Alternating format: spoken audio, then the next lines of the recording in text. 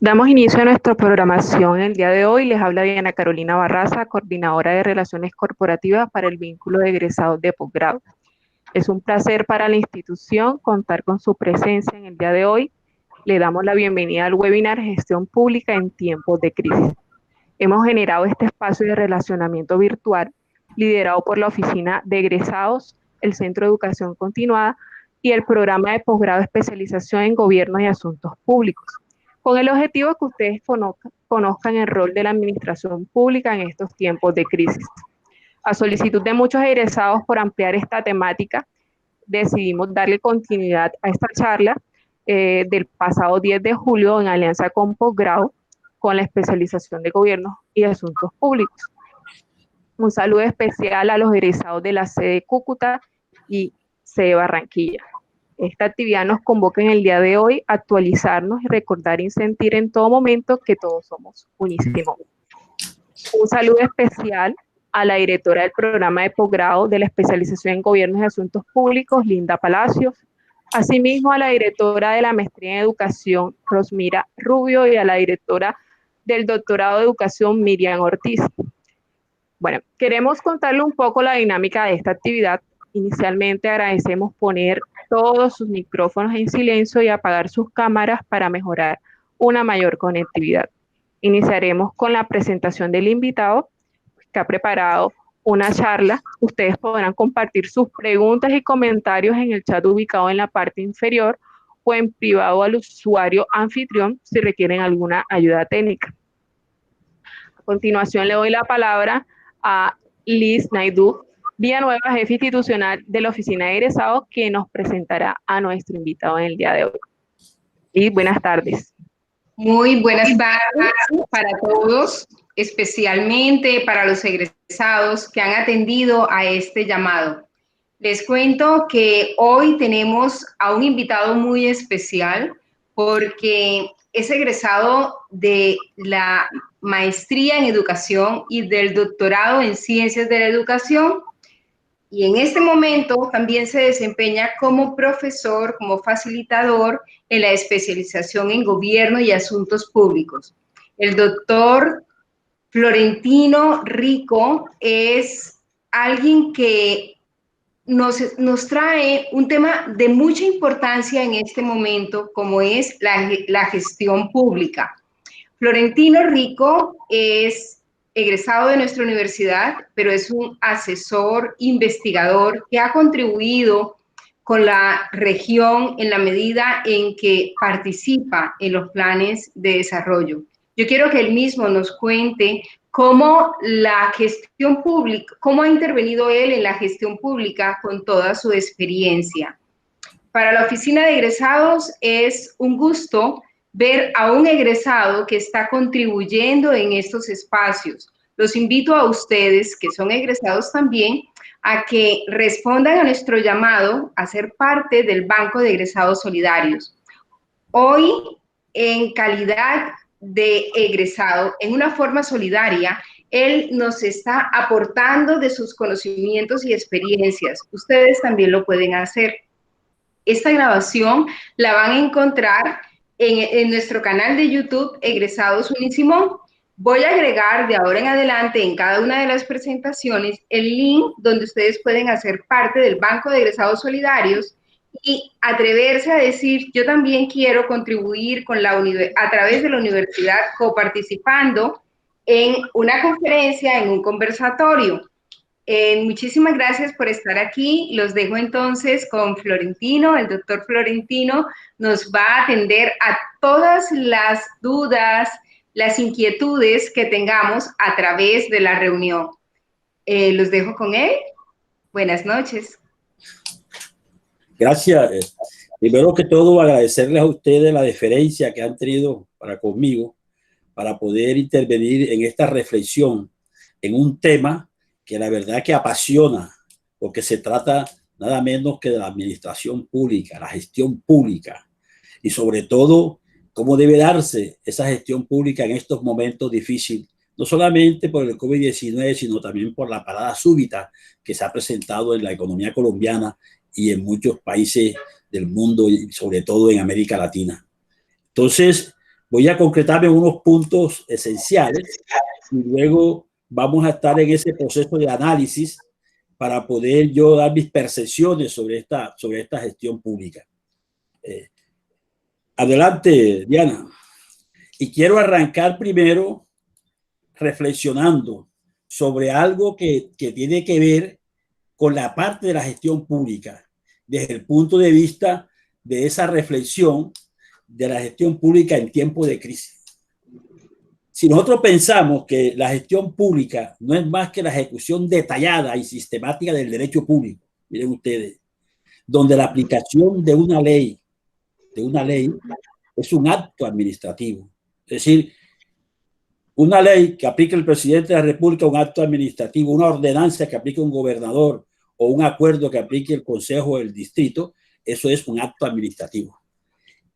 Entonces, el nuevo enfoque que debe primar en esa gestión pública debe ser dar respuesta, sobre todo a la crisis que se está presentando actualmente casi en todos los modelos administrativos, a raíz del agotamiento que se dio en el modelo burocrático. Ustedes saben que la administración pública, en este momento, uno comienza a identificarla y no puede dar una localización, a veces en algunos estados, en algunos países, si es una administración pública paquidérmica, si es una administración pública dinámica, si es una administración pública consultiva, si es una administración pública reflexiva o participativa. Entonces a veces no puedo ubicar porque ustedes saben que esa administración pública está rodeada de muchos intereses. No es lo mismo administrar en el sector privado que administrar en el sector público. Son dos cosas diferentes. Entonces se pretende en esta gestión pública que se deben transformar cómo se hacen las cosas en las organizaciones. No es lo mismo un gerente administrando una empresa privada a un gobernador, a un alcalde, a un presidente administrando la cosa pública, porque en esa cosa pública hay muchos intereses encontrados y ahí confluyen una cantidad de actores a los cuales no es fácil manejar y se tiene que ejercer un liderazgo para poder conseguir los objetivos. Es decir, esa gestión pública se trata de poner al servicio a unos funcionarios que se vinculen a la administración con la experiencia, sobre todo con esa formación que pueda llevar a hacer los cambios, que pueda llevar a que la administración sea más eficiente, que se puedan lograr los objetivos lo más rápidamente posible. Porque ustedes saben que uno de los errores a veces en la administración pública es que una cosa son los mandos medios y otra cosa son los organismos de altas decisiones. Y generalmente se traba a veces el proceso administrativo en los mandos medios que ponen las cosas difíciles para que el proceso administrativo no avance en la mejor forma. Dale, Diana. Entonces eso lleva a pensar de que una gestión pública en estos tiempos de crisis económica y del COVID-19, aquí es donde se demanda la aplicación de habilidades y técnicas. Aquí es donde hay que sacar a relucir en la administración pública las destrezas. Aquí es donde hay que sacar y fortalecer los valores y principios, porque si no hay valores en estos momentos y principios en el manejo de la cosa pública es muy difícil, porque pueden imperar otros aspectos, otros flagelos que le hacen un daño mucho a la administración pública. Y aquí es donde debe primar en estos momentos esa planificación como el centro del control del cambio. Pero una planificación que consulte desde abajo hacia arriba y no lo que generalmente hemos encontrado nosotros en los distintos niveles de la administración pública, cuando se hacen los planes de desarrollo desde arriba y luego se vienen a socializar a las regiones, o cuando se hace el plan de desarrollo en los departamentos y luego se viene a socializar después cuando ya los consejos territoriales de planeación o los consejos de planeación van a dar sus consejos o van a dar sus recomendaciones, ya todo está dado en ese proceso de la planeación. Además, hay que estar pensando también que esa administración pública se debe apoyar en un Estado que alcance la autonomía relativa. Miren ustedes, un Estado que alcance la autonomía relativa de un Estado autocrático y luego que se dé allí una relación entre la economía y la democracia que se consolide en tres dimensiones. ¿Por qué? porque la democracia no es más que extender esa mano al ciudadano. La democracia es diversidad, porque por eso se llama democracia, porque la democracia es diversidad y allí confluyen una cantidad de actores sociales. La democracia y las reglas macroeconómicas, que es uno de los problemas que hemos enfrentado nosotros en el Estado, deben ser claras y fuertes. ¿Y por qué deben ser claras y fuertes? Porque en la medida en que sean claras y fuertes, pueden ser complementarias. ¿Pensando en qué? En que la administración pública, la gestión pública, debe tratar de evitar que la pobreza siga en aumento. Y además, que esas desigualdades generadas por las propuestas que generalmente entran a privilegiar el exclusivo desarrollo de los mercados, se han convertido hoy en una política de exclusión. Es decir, que todo comienza a circular en esa política de exclusión y la gente pidiendo la inclusión en todas las actividades. Y eso viene generando los problemas, viene generando los conflictos sociales en la parte de la administración pública. Adelante, Diana. Y hay un concepto que se debe aplicar mucho cuando estamos en esta parte de la gestión pública. Se debe fundamentar en la racionalidad. Hay que hacer racionalidad en el manejo de la gestión pública. Y la administración pública debe actuar con eficiencia. Y en esa eficiencia debe estar la equidad, sea la equidad vertical o la equidad horizontal. Muy difícil a veces de aplicar ese criterio de equidad vertical y horizontal porque es muy difícil de medir, porque no hay parámetros para medir, por ejemplo, la equidad vertical o la equidad horizontal, porque se fundamenta en unos criterios que uno no puede desmenuzar. Que la equidad vertical, por ejemplo, que el que esté en mejor circunstancia que otro debe pagar más impuestos. ¿Y cómo sé yo que aquel está en mejor circunstancia que otro? Porque por los ingresos no se puede medir.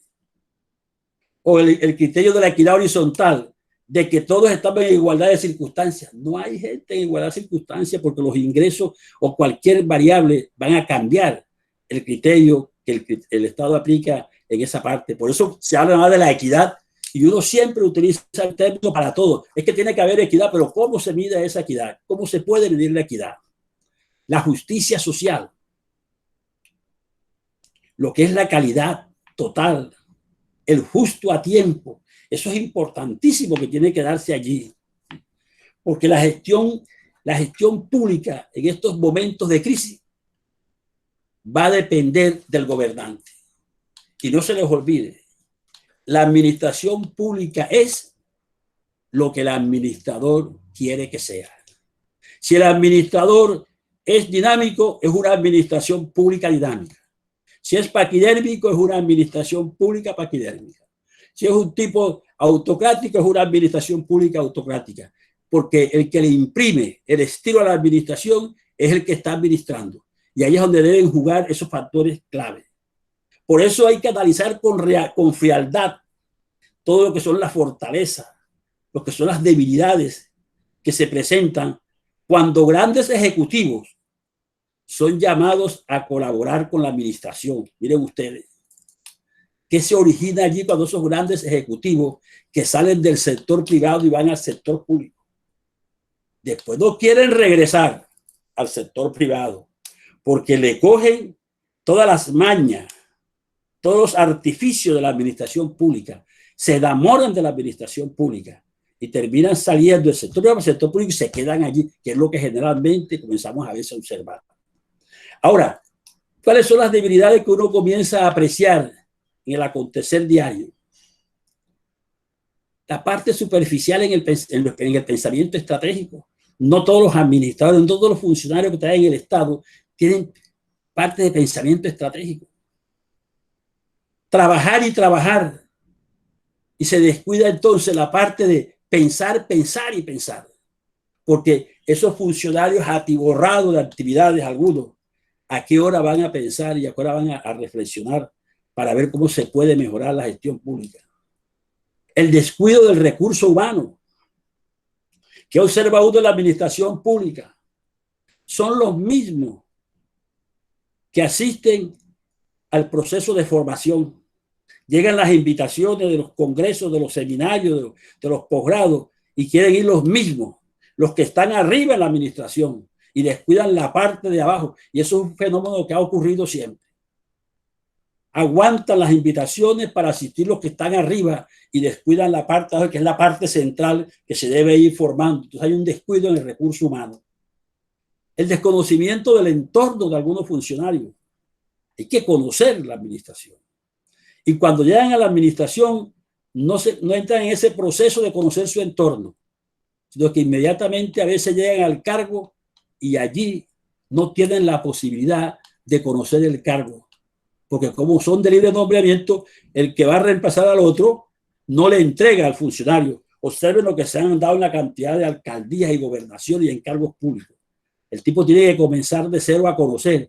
¿Y qué tiempo se lleva ese funcionario para conocer el entorno? La desactualización de los cambios en la tendencia de la economía. Un buen funcionario debe estar actualizado en la parte económica. ¿Qué está sucediendo en el mundo? Porque cualquier decisión que se dé en el mundo, en cualquier país, va a tener su incidencia en una forma directa e indirecta en la actividad económica. Pero sí tenemos, y hay que reconocerlo, somos muy recursivos.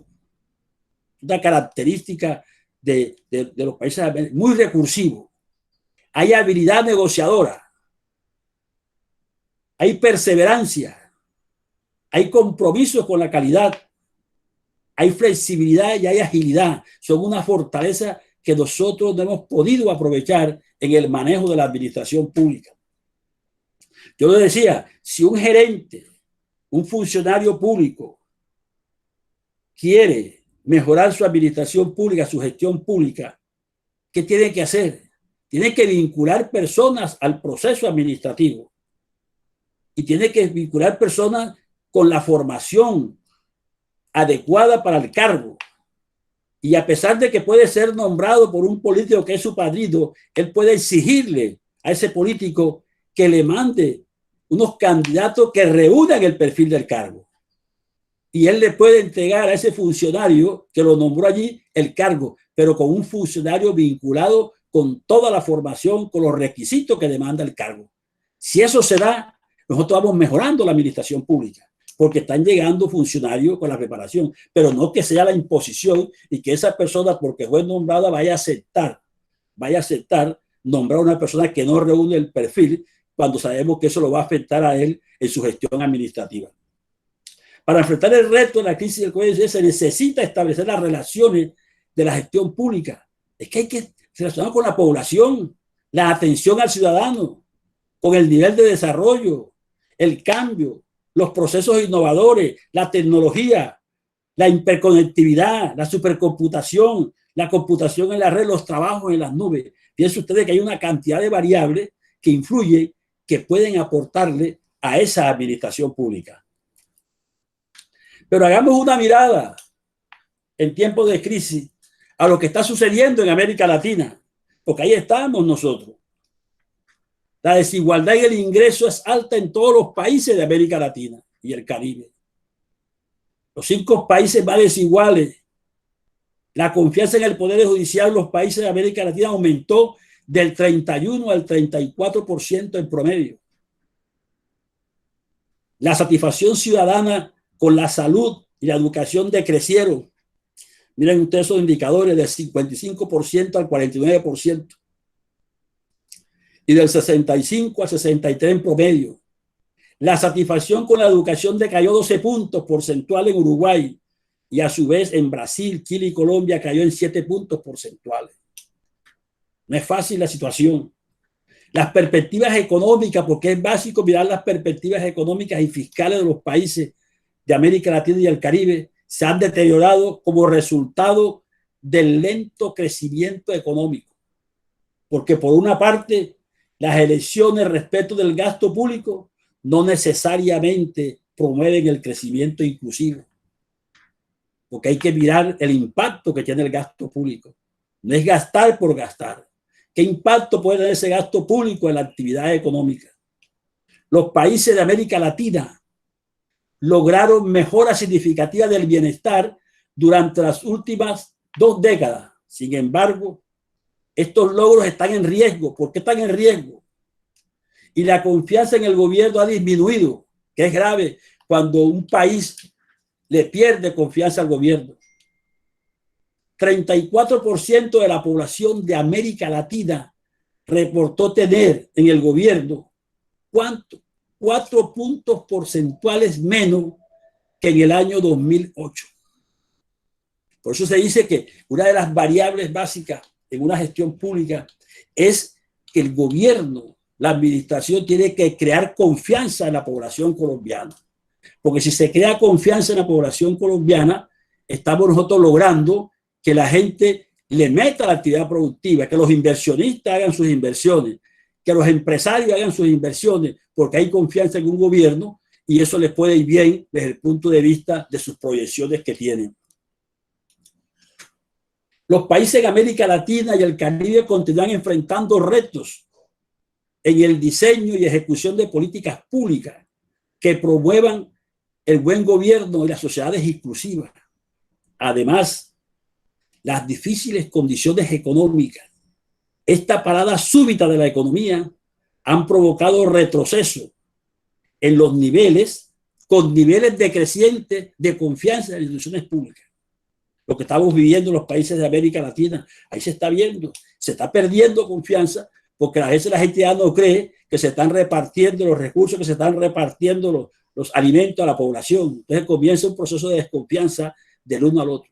Cuando se pierde la confianza del uno a otro, se pierde la administración, se entra la administración en un vacío, porque lo bueno es que uno crea también en el otro. Para mantener el crecimiento inclusivo, América Latina, fíjese bien, y el Caribe deben continuar promoviendo implementación de reformas, sobre todo al sector público, que persigan la equidad para todos. Miren ustedes que se toman decisiones en el país, inmediatamente se piensa en reformas tributarias para resolver un problema de déficit. Hay problemas que no hay articulación en los poderes públicos y se piensa ya en una reforma de la justicia. Inmediatamente se va pensando enseguida en cambio, cuando decisiones hay que analizarlas con cabeza fría. No es nada más entrar a hacer cambio. En el 2018, los países de América Latina reportaron, y esto es lo preocupante, un déficit promedio de 4.3 del Producto Interno Bruto. Y la deuda bruta alcanzó el 65% del PIB en el 2018. ¿Cómo estamos nosotros proyectados para el 2021? Una deuda pública que va a llegar casi al 65% del Producto Interno Bruto en el caso de Colombia, donde encontramos nosotros situaciones con la parte del consumo, un consumo de 796 billones al 2019 y frente a ese consumo de 796 billones encontramos que la deuda de los hogares colombianos se concentra en 245 millones, casi en el 30.42%. Es decir, que por cada 100 pesos que recibe un colombiano, tiene que pagar 16 pesos en compromiso financiero. Y de ahí el 2% se paga en la parte de vivienda. Y de acuerdo a la situación del COVID, esta proyección se va a extender, no solamente, sino se va a extender casi, hay algunos que dicen que puede pasar del 30%. Pero yo no creo, esto debe llegar más o menos a un 25%. Y la norma y la experiencia indica que los hogares colombianos se pueden endeudar hasta un 30% de sus ingresos que reciben mensualmente. Diana.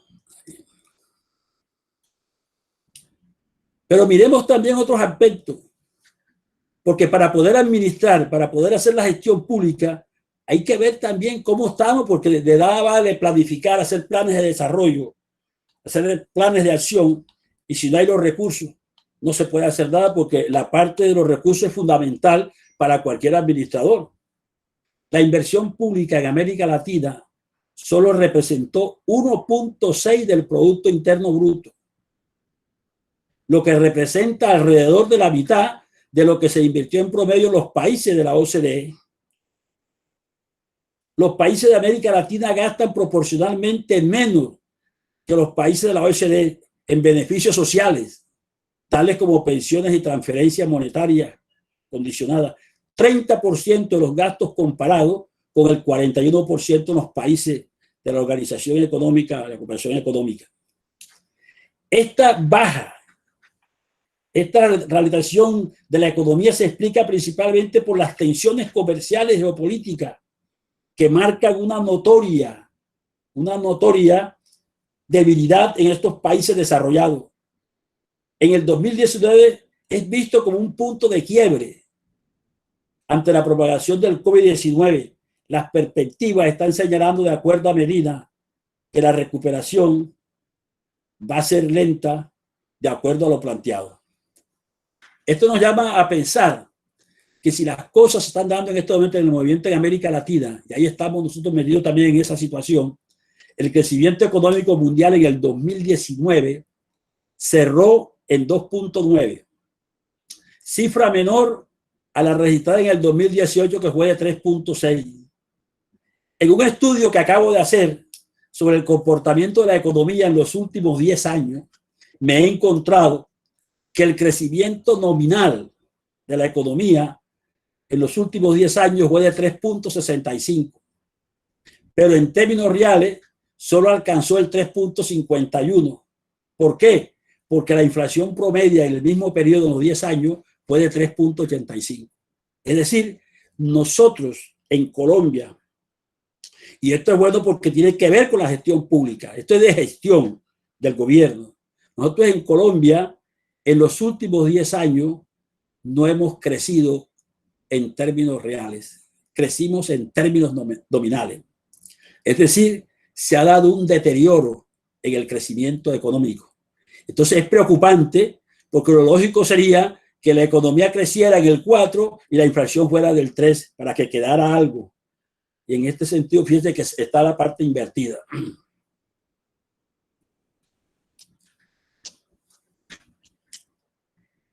Si uno comienza a reflexionar viendo todos los datos económicos, toda la información que se está recibiendo, no debemos fundamentar que los ingresos fiscales provenientes del sector petrolero sean los únicos indispensables para el financiamiento del gobierno.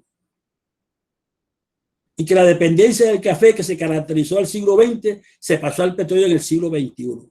Hay que buscar una diversificación en la producción, porque no podemos depender de 2 o 3 productos, depender de varios. Por eso ahí me llamó la atención el Tratado de Libre Comercio que se acaba de firmar ahora con Israel, porque allí uno puede palpar que se pueden dar muchos beneficios, sobre todo porque vamos a tener la oportunidad de que casi el 97% de los productos que vamos a exportar a Israel van sin aranceles.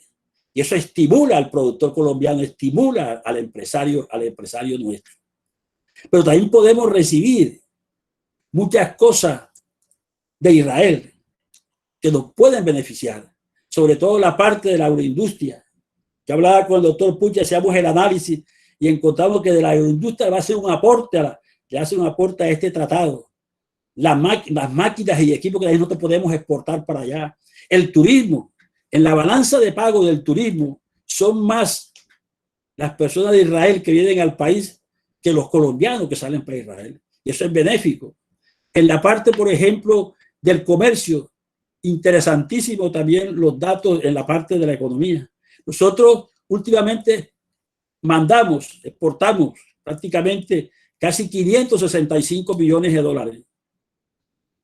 Y resulta que de esos 360 fueron en exportaciones y 160 fueron en importaciones. O sea, una balanza casi de 365 millones de dólares. Y eso es lo que se quiere, que la apertura económica del país sea lo mejor, que nuestras exportaciones estén por encima de esas importaciones para que se generen divisas y nuestra balanza de pago sea favorable. Eso es gestión de la parte de la administración pública. Eso tiene que ejercerlo el gobierno y esa es la función de un gobierno, de gestionar relaciones para buscar recursos para poder mover la economía. Algo interesante, muchos países de América Latina tienen marcos metodológicos para promover la rendición de cuentas, la transparencia, la integridad y el proceso de toma de decisiones públicas. Pero su implementación varía en gran medida. ¿Por qué? Porque hay que buscar, hay que contrarrestar la influencia indebida en las elecciones. La mayoría de los países de América Latina prohíben las donaciones políticas anónimas. Miren ustedes lo que nos hemos enfrascado en Colombia en toda la administración. El problema de las elecciones, que hubo compra de votos, que hubo donaciones, que el otro dio. Eso afecta a la administración pública, porque los gobernantes no pueden actuar, porque están pensando en los procesos, están pensando cómo se van a defender y el daño. ¿Y quiénes somos los afectados? La población colombiana, la sociedad civil. El 92% de los países encuestados permiten contribuciones en efectivo. Miren ustedes, en efectivo. Lo que dificulta el rastreo de la fuente de recursos. Los partidos o los candidatos tienen permitido dar regalo a los votantes en 25 de los países. O sea que quien está en el poder fácilmente puede administrar un proceso y entonces otros que pueden hacer en ese proceso. Y algo interesante, 8 de los 12 países de América Latina encuestados tienen mecanismos basados en el mérito para la contratación de personales, tales como exámenes competitivos de entrada del servicio civil. Eso es bueno porque ahí podíamos nosotros hacer un proceso de selección bastante amplio y le daría la mayor viabilidad a la administración pública. Pero es preocupante que los países de la región enfrentarán en los próximos años un envejecimiento acelerado de la población. Y si la población entra a envejecer, habrá una mayor demanda de servicios de salud, una mayor presión fiscal para atender los gastos de la seguridad y los subsidios. Por eso cuando salen estos documentos y comienza la gente a analizar, y los que somos mayores de 70 años, nos preguntamos, ay, entonces, ¿cómo va a ser el proceso? ¿Por dónde arrancamos nosotros en una política pública? Lo que se está discutiendo ahora, si se llega ya a conseguir la vacuna en todas sus dimensiones, ¿cómo va a ser el proceso de vacunaciones? ¿Cómo sería el orden de prioridades? Es un interrogante. Solo se recauda en promedio en los países de la región nada más el 22.8% del PIB en impuestos, con un nivel de carga tributaria en la región de 11.4%, más bajo que el de los países miembros de la OCDE, que alcanza el 34.2%. Entonces, si es el promedio es el 22.8%, saquen ustedes ese promedio. El Producto Interno Bruto de Colombia al 2019 está en 1.146 billones. De allí pueden hacer ustedes las deducciones. La existencia de una política fiscal cortoplacista en los países de la región obedece a fallas de cuantificación clara y objetiva de las variables, de los activos, del pasivo, patrimonio, los ingresos corrientes y el gasto público.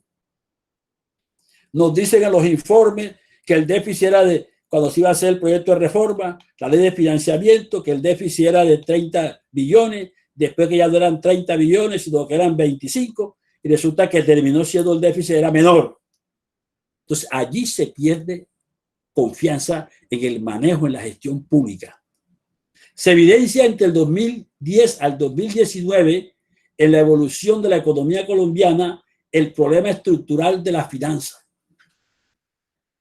Los ingresos totales del Estado están por debajo de los gastos totales. Y esto, si uno revisa todos los ingresos del país, los gastos en los últimos 20 años, encontramos que siempre se ha presentado una situación de déficit. Y por eso dice que el problema de las finanzas en Colombia es un problema de tipo estructural. El panorama en la administración pública es preocupante por la falta de armonía en los tres poderes. Esto ha creado polarización en la población e incertidumbre con efectos del ejercicio del poder en momentos en que se requiere unidad nacional para asumir los retos del COVID-19. el Tratado de Libre Comercio que ya le hablé con Israel, que busca alternativas para la diversificación del mercado. Hay necesidad de fortalecer la gestión pública en su propósito esencial de poder amarchar una sociedad invadida por el flagelo de la corrupción. Este es un problema de falta de gestión pública, de gerencia pública, que hay que evitar. El escenario público es más complejo que el privado. En el sector público, los grupos de interés son mucho más fuertes y dispersos. Se requiere entender dimensiones mucho más amplias por el tamaño del Estado y la dificultad de articulación de los sectores. Diana. Entonces, la gestión pública en tiempo de crisis. ¿Dónde está el líder social que debe escoger medios y fines en forma simultánea? Y debe hacer articulación de la política económica con la política social. Y que esa combinación de la política económica con la política social debe llevar a una óptima combinación de poderosos grupos de interés y enfrentar la dificultad de definir metas concretas para que la acción de la gestión pública sea un verdadero acto político. Hoy los administradores públicos y también los privados, más que funcionarios, deben ser buenos ciudadanos, con valores y principios. No olvidar que la gestión pública debe enfrentar el problema estructural de las finanzas públicas. El gasto público creciendo siempre por encima de los ingresos públicos. Adelante, Diana. ¿Qué necesitamos nosotros en una gestión pública para el desarrollo? Primero, hay que fortalecer la atención al ciudadano. Ahora con este COVID-19, la cantidad de problemas, las llamadas a los diferentes centros para la atención, lo dejan a uno media hora, una hora con el teléfono allí, no lo atienden. Ahí se pierde confianza con el Estado. Hay que fomentar la transparencia y la rendición de cuentas. No que esa rendición de cuentas, como se viene haciendo en Colombia, no crea confianza, porque son las personas que son invitadas, que asisten a esas rendiciones de cuentas, van en un comité de aplauso y se arman de tal forma esas rendiciones de cuentas que ya van hasta creando los mecanismos de las personas, los que van a preguntar, ya tienen las preguntas ya elaboradas y no le dan la participación al ciudadano que sí desea conocer sobre esa rendición de cuentas. Solamente se le permite que hablen 2, 4, 5 y ya están escogidos los 5. Después se agotó el tiempo y no pueden participar los ciudadanos en ese proceso de rendición de cuentas, que tienen la obligación de asistir y de pedir cuenta, porque el Estado, esos funcionarios están manejando unos recursos públicos donde nosotros somos los protagonistas, porque nosotros somos los que financiamos el Estado a través de los impuestos y a través de los servicios. La racionalización de los trámites administrativos se ha avanzado un poco y esperamos pues que allí lleguemos nosotros a concretar en esos avances de la parte de la administración pública. El uso de la tecnología, de la información en el procedimiento administrativo es fundamental para poder nosotros conseguir una gestión pública que pueda marcar la pauta en tiempos de crisis. Pero no podemos dejar a un lado que todo lo que hemos comentado se resume en un proceso administrativo. En este momento hay que revisar los procesos administrativos, porque esos procesos administrativos tienen unas funciones continuas, como el análisis de problemas, la toma de decisiones, las comunicaciones. Vemos a los ministros, a los gobernadores, a los secretarios de despacho que se enfrascan a veces en unos problemas sin hacer el análisis, sin conocer el problema, y comienzan a tomar decisiones. Y luego se falla en la parte de las comunicaciones. Funcionarios dando declaraciones sin todavía haber concertado con sus jefes sobre algunas políticas o algunas acciones que se van a desarrollar, y sale la información a la luz pública. Luego comienzan los procesos en donde se va perdiendo la confianza, que es lo más importante. Luego esas funciones secuenciales del proceso administrativo, la planeación, la organización, la integración, la dirección y el control. Hay que planear, hay que organizar, hay que integrar la dirección y el control. Y allí es donde generalmente a veces hemos fallado en la parte del control, en ese control fiscal, en ese control de gestión, en ese control de resultados, en esos controles disciplinarios y en fin, todos los tipos de controles que están contemplados en la Constitución Nacional. Entonces ese proceso administrativo es básico, que los funcionarios deben conocer, donde se debe hacer la planeación desde el diagnóstico, desde la fijación de objetivos, desde el desarrollo de estrategias, desde los programas, desde los presupuestos, en la fijación de procedimientos, la formulación de políticas, la estructura organizacional, los manuales de funciones, la descripción de los puestos, la creación, los requerimientos del cargo. Y luego podríamos nosotros mirar ya esa parte que nos llevaría a una reflexión. Hay que hacer la recuperación de la confianza. Y esa recuperación de la confianza es con recursos humanos actualizados y preparados para enfrentar los desafíos y que deben ser íntegros. La integración, la lealtad profesional de los funcionarios. Esa educación permanente que debe primar en todo el sector público. Ese control de la calidad. La ética, la independencia que deben tener los funcionarios cuando se van a tomar las decisiones. Dejar a un lado el escepticismo y poner el criterio profesional. Y luego la parte de los milenios es un papel importante en el manejo de la gestión pública. Integrar, la administración debe estar integrada por personas con experiencia y personas jóvenes que llegan a la administración pública, pero se comete a veces el error de que se vinculan a las personas por el título de doctor o de magíster, descuidando a aquellas personas que también tienen de pronto que no tienen ese título, pero sí tienen la experiencia de más de 20 o 30 años en la administración y que conocen. Hay que combinar ese saber popular con ese saber científico, donde se pueden sacar buenos resultados. Y aquí miren ustedes qué podíamos hacer nosotros en esta gestión pública. Cómo enfrentar esos desafíos. Cómo convertir los desafíos en oportunidades. Cómo deben darse esos cambios en los modelos administrativos en tiempo de crisis para llegar a una gran transformación en los procesos administrativos y convertir esos desafíos en oportunidades. Y lo más importante, llegar a lo que uno siempre ha pensado en una administración, que se debe llegar prácticamente a la unidad nacional. Entonces, fíjense ustedes que para uno concretar esta gestión pública, hacer énfasis en esa atención al ciudadano, que busca brindar un servicio adecuado, cálido y respetuoso al ciudadano, que marque la diferencia a partir de la atención, hacerlo sentir importante, conquistar su satisfacción, la parte de su confianza, su preferencia en todos los niveles y jurisdicciones del Estado.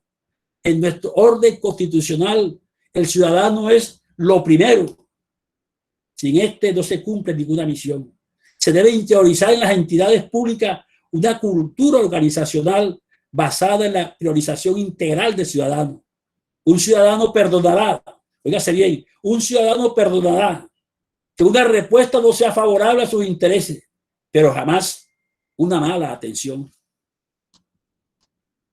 La rendición de cuentas y transparencia que orienta la promoción del mecanismo para el aseguramiento de la difusión de la información del Estado y el fomento del control social, logrando consolidar una participación activa, incluyente y constante de toda la sociedad y producir óptimos niveles de confianza.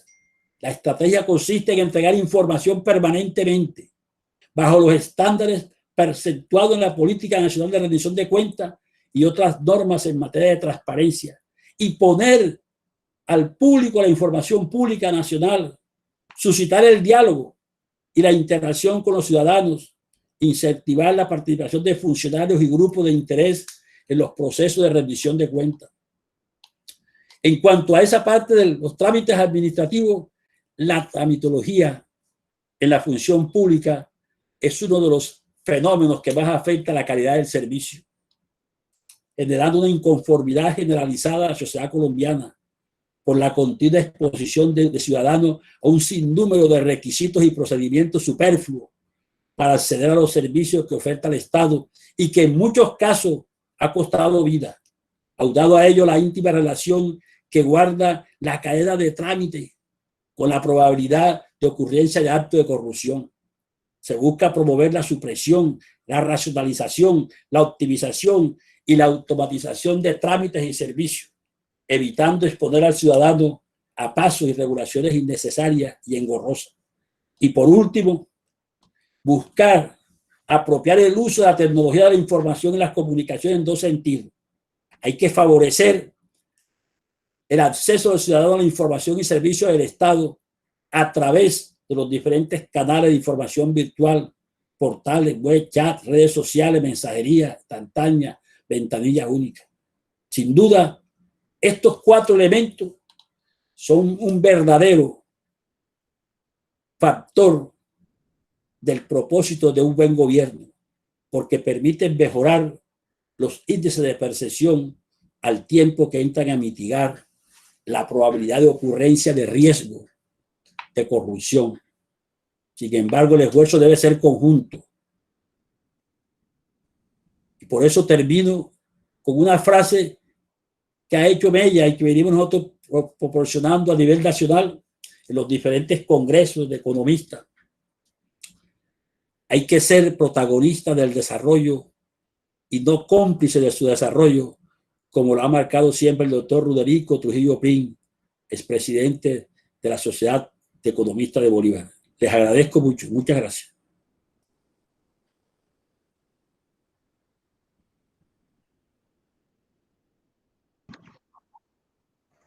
Muchas gracias, doctor Florentino. Importante su intervención en el día de hoy. Vamos a pasar a la ronda de preguntas. Le doy la palabra a la jefa institucional de egresados, Liz Naidoo. Muchísimas gracias, doctor Florentino. Quiero felicitarlo porque usted nos ha explicado en una forma sencilla todo lo que es la gestión pública y nos ha permitido reflexionar sobre lo que estamos viviendo actualmente frente al COVID-19. Tenemos muchas preguntas. Primero que todo, quiero saludar a la doctora Tatiana Bolívar, la directora de Extensión y Servicios de la Universidad. Ella nos hace el siguiente cuestionamiento. ¿Qué beneficios hay para incentivar la carrera administrativa? Interesante, Tatiana, esa pregunta. Y uno generalmente siempre piensa que quien está en la carrera administrativa y logra esos concursos es fundamental, porque ya ese funcionario queda en una situación de estabilidad emocional y ese tipo va a trabajar bien porque está en un puesto ya seguro. De allí no lo pueden mover, al no ser que cometa actos indebidos que sean causal para despedirlo. Por eso es bueno y muchas personas se meten en la carrera administrativa porque ahí aseguran un futuro y van creciendo en ese proceso. Eso no le conviene generalmente a la parte política, porque si todos los funcionarios en el país se vinculan a la carrera administrativa, quedan pocas posibilidades para que se dé el proceso de votación y asegurar votos, de pedirle, de exigirle al pobre funcionario que tiene que poner 20 o 30 votos o que tiene que dar de parte de sus ingresos para determinadas campañas, como se ha hecho generalmente en todo el país. Da estabilidad. Muchas gracias. Muchísimas gracias. Tengo otra pregunta del señor José Cecilio Barrios de Caro. Y él nos dice, ¿cómo afrontar la disminución en los recursos propios de las administraciones y el recurso presupuestal de casi 1.000 millones a los municipios de categoría 6, según su opinión? Sí, es una situación bastante, José Cecilio, gracias por la pregunta, porque en estos momentos la situación que tiene el país en la parte de recursos, y sabiendo nosotros que muchos municipios no tienen rentas propias, sino que dependen del proceso de transferencia. Y hay algunas personas que están, algunos investigadores que quieren proponer de que por qué el Estado no entra a desmontar el sistema ese de transferencia, para que entonces así se puedan fusionar algunos municipios. Eso no va a calar porque nosotros sabemos de que es muy difícil, pero los municipios tienen que hacer el esfuerzo para poder lograr mantenerse. Y ojalá que no se dé eso de que a raíz de que se van a presentar una baja en los ingresos del Estado, el Estado no va a afectarlo en esa parte. El Estado tendrá que afrontar ese compromiso con los municipios de hacer los traslados de sus recursos para poder mantener la economía, porque en este momento lo que hay es que mantener la economía. Hay que gastar. Y la forma de gastar es estimular la demanda. Y para poder estimular la demanda es gastando. Darle poder adquisitivo a las personas para que la gente compre sus bienes y servicios, y el que vende esos bienes y servicios reciba ingresos, y con esos ingresos paga a sus trabajadores, y además el gobierno recibe parte del IVA y además también parte del impuesto que está recibiendo ese sector. La economía hay que moverla porque así lo manda la vía. Muy bien. Bueno, la señora Maritza Mejía Corso nos dice que actualmente se refleja en Colombia lo limitado que está innovar en nuevos empleos. Solo existen programas de campo agrario y hay personas que oscilan en edades de más de 50 años en adelante. Debe darse otro modelo de empleo. Según su opinión, ¿qué clase de gestión se innovaría para producir en la economía? Bueno, fíjate que en otros países, en los Estados Unidos, por ejemplo, tener más de 50, 60 años no afecta. Tú puedes seguir trabajando normalmente. Y habría que buscar, el Estado debería buscar tipos de empleo que podrían estar en diferentes partes. Hay algunos que están, por ejemplo, en los parqueaderos. Otros, sí, buscar actividades para que esa persona se defienda. En este caso, pues en la parte agrícola. Con este tratado de libre comercio, donde Israel aporta esa tecnología en la agroindustria, ahí se podía aprovechar para que desde las mismas casas estas personas pudieran generar su trabajo sembrando y produciendo sus productos. Eso podría haber. Ojalá que se pueda explotar eso. Y eso lo vamos a hacer nosotros a través de los grupos de investigación, por ejemplo, la Universidad Simón Bolívar. Macondolá se meterá en este proceso para generar esos proyectos innovadores y emprendedores, de poder nosotros ir a asesorar los investigadores con todo ese equipo de científicos que tiene la universidad, y apoyar a estas personas en muchos proyectos. Muy bien. El señor José Cecilio Barrios Caro nos hace una apreciación con respecto a lo que usted dice. El gasto público sería la base fundamental para sacar la economía adelante. Así es. Sin embargo, yo, Liz Villanueva, soy economista y tengo una inquietud con respecto a su posición y la del señor José Cecilio Barrios. Y me gustaría que usted nos diera su opinión. Para poder aumentar el gasto público y generar más empleo, necesitaríamos que exista un aumento del Producto Interno Bruto para que así por lo menos existan los ingresos para financiar este gasto público.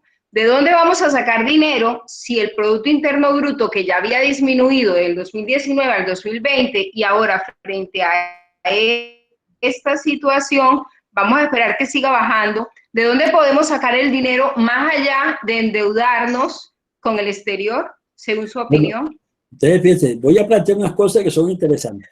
Cuando hay un déficit, sé que la problemática fiscal de un país se centra en que el país tiene que asumir una serie de compromisos, la salud, la educación, vigilancia, todo.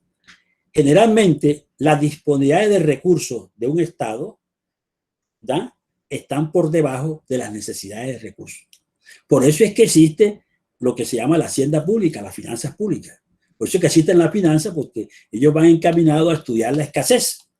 Si los recursos fueran abundantes, ¿para qué se iba a estudiar finanzas? Sabroso.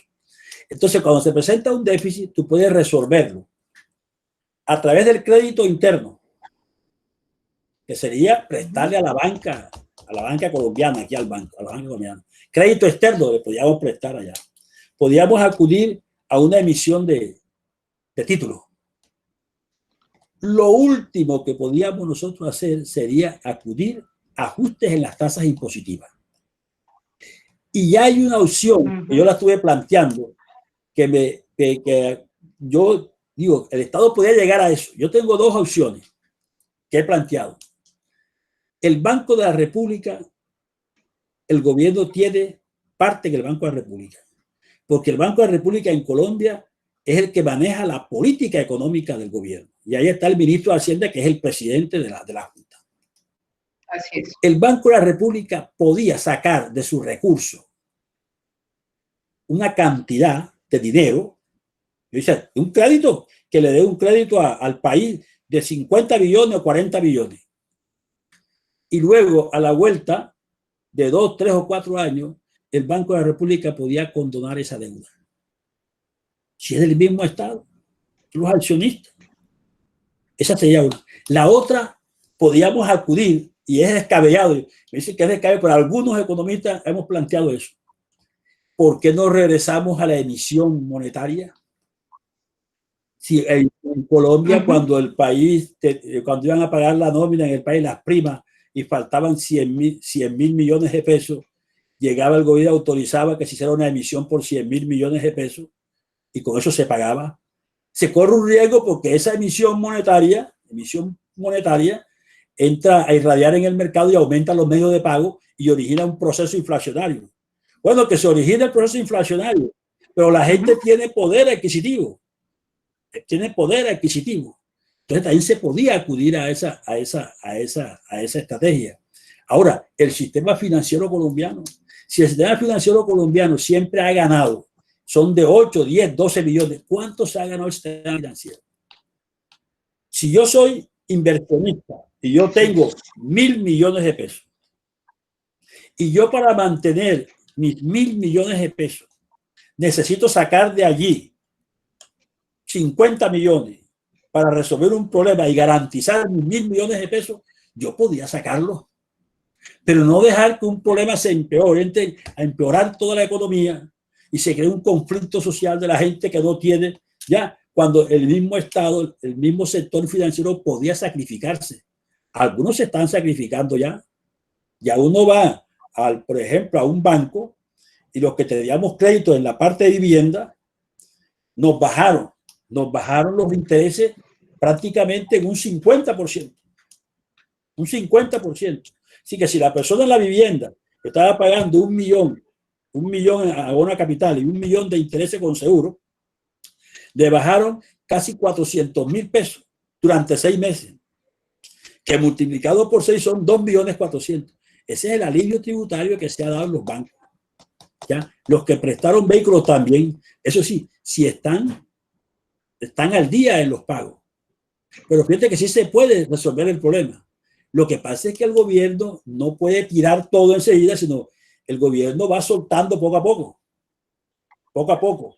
Pero si hay que tomar medidas, tiene que tomar el gobierno.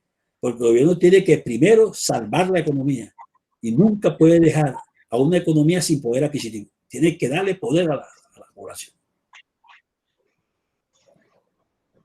Muchas gracias. Precisamente el señor José Cecilio Barrios nos dice que toca recurrir a la deuda. Colombia, miembro de la OCDE, es el que menos endeudamiento tiene. Quiero agradecer la presencia de la señora Maritza Mejía Corzo, de Ricardo Puche y de todos los que hoy han participado en este conversatorio, muy especialmente al doctor Florentino, que se ha lucido explicándonos en una forma sencilla, práctica, coherente, lo que es la gestión pública. Nicole nos dice que es un placer para nosotros que nos hayan acompañado en este conversatorio realizado para ustedes. Les pedimos que nos sigan en nuestras redes, en Instagram, Egresados Unisimón, en Facebook también se llama Egresados Unisimón y en Twitter, que es un espacio de opinión en Egresados _ USB. Recuerden que también estamos en LinkedIn como Egresados Unisimón y que esta conferencia va a estar en YouTube, en Egresados Unisimón. Los que se han inscrito previamente le vamos a mandar el correo, pero los que quieren tener una copia de esta conferencia y el link para ir directamente, nos pueden escribir a egresados@unisimonbolivar.edu.co. Con muchísimo gusto la vamos a compartir porque vale la pena seguir fortaleciendo nuestro perfil profesional en temas de tanto interés como es la gestión pública. Muchísimas gracias, doctor Florentino. Gracias, Luz. De agradecerte a ti, lo mismo a Carolina Barraza,